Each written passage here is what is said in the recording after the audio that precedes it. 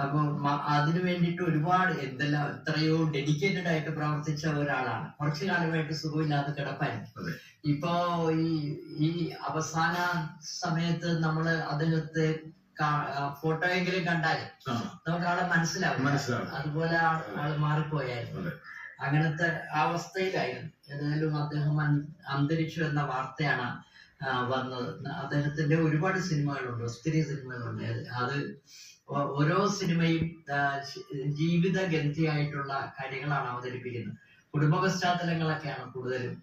അതും എന്നാൽ എത്ര രസകരമായിട്ടാണ് പറയുന്നതും അവതരിപ്പിക്കുന്നത്. അപ്പൊ ആ ഒരു മനുഷ്യന്റെ മുന്നിൽ നമുക്ക് നിശബ്ദമായ കോമഡിയാണ്. നിശബ്ദം. അദ്ദേഹം